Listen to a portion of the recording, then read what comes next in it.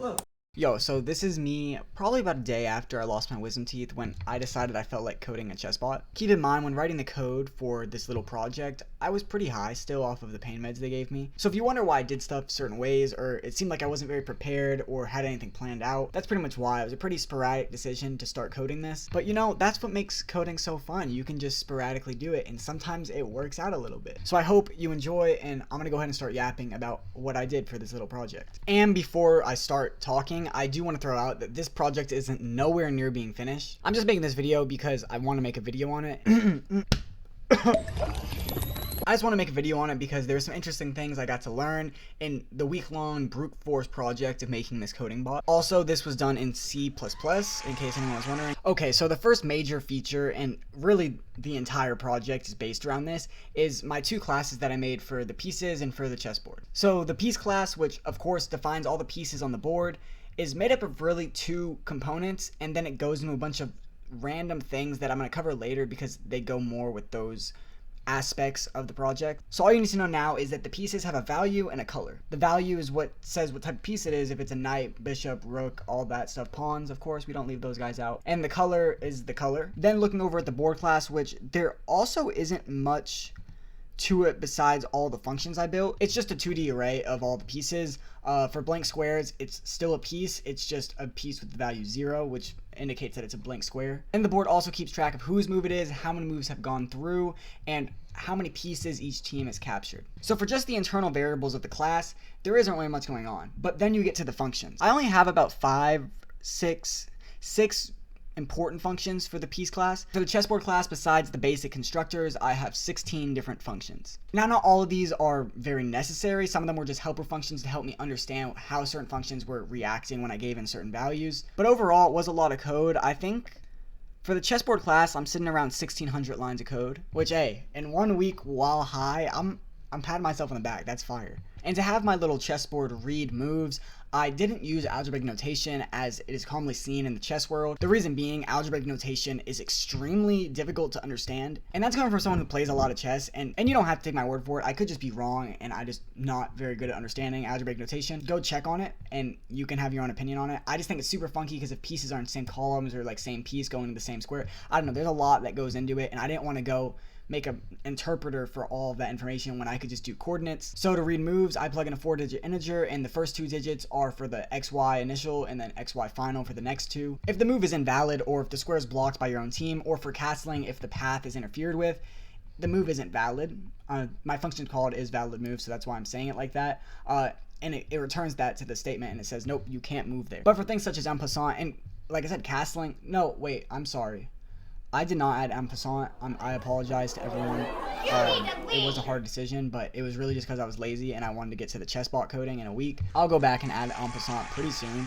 But I just didn't think it was that relevant for an Elo bot that's probably around 100. But castling does work. I'm proud of that. It was a really big accomplishment. But yeah, that's how I read the moves for the little chess system I have. Now, one very important function and feature of the entire bot is keeping track of how squares are controlled among all of the pieces on the board. Making a function that calculates what squares are controlled by which piece really isn't that hard. I mean, you're just going through each piece on the array. You can do a for loop or recursion, but I don't think recursion is efficient for this. Just use a for loop and just loop through all the pieces and then check all of its attacking squares, and for pawns, or I guess, yeah, all of its attacking squares, or where it can move for every piece but a pawn. But the interesting part is keeping track of all this information. First, I thought I would do arrays for each of the pieces, but think about how much memory that takes up.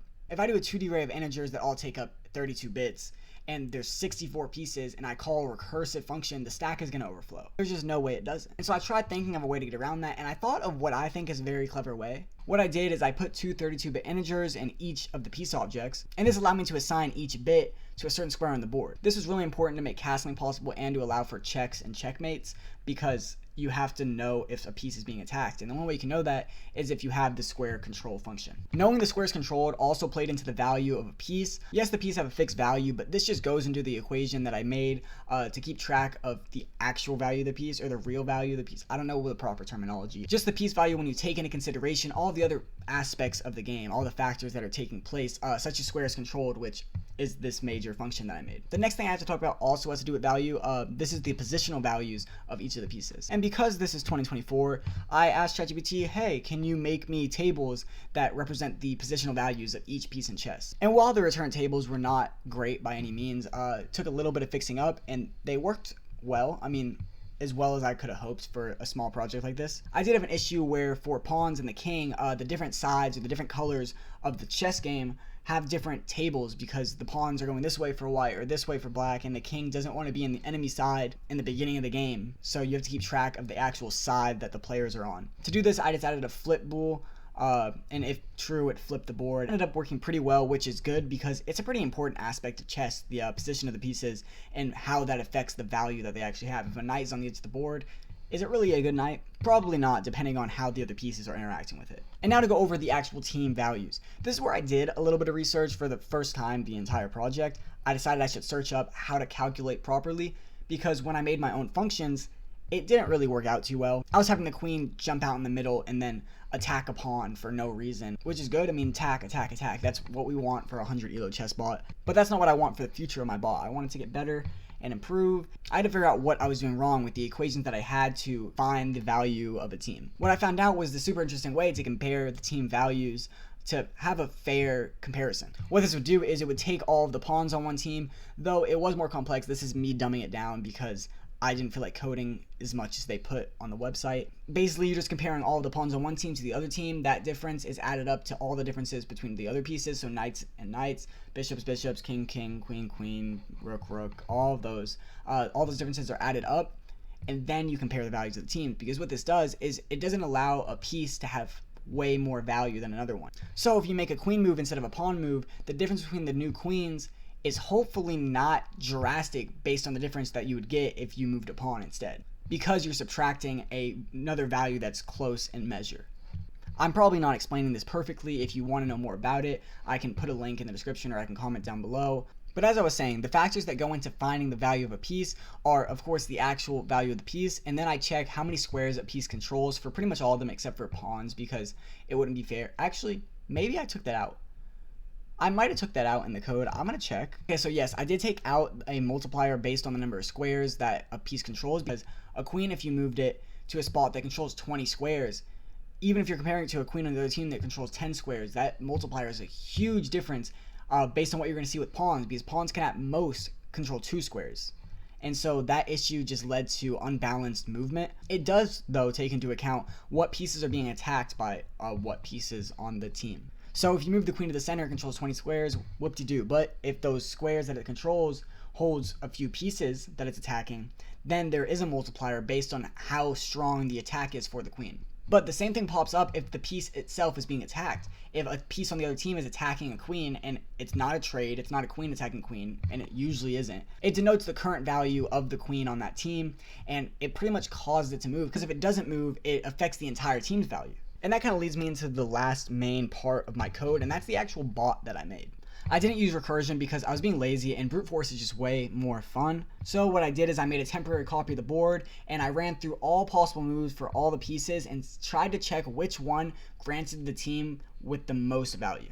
I only did this with a depth of 1 because I could not imagine the runtime if I tried to up the depth using this brute force method. I mean, you'd be checking 64 squared pieces in all of their possible moves. So I just stuck to a depth of 1, and maybe that's why the elo for this bot is so bad. But once it found the move that had the greatest positive effect on the team, it would return another 4-digit integer, just as the method that I used for reading the moves. Once it returned it to me in the terminal, I would know what the next move I needed to make. And of course, this wasn't foolproof. I mean, I had issues with the code, but you live, you learn, and next time when I code one, I think I could do a lot better.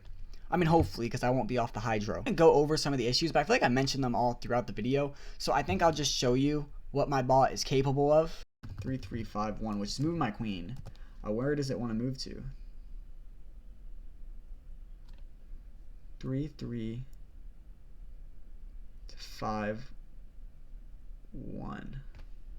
Huh.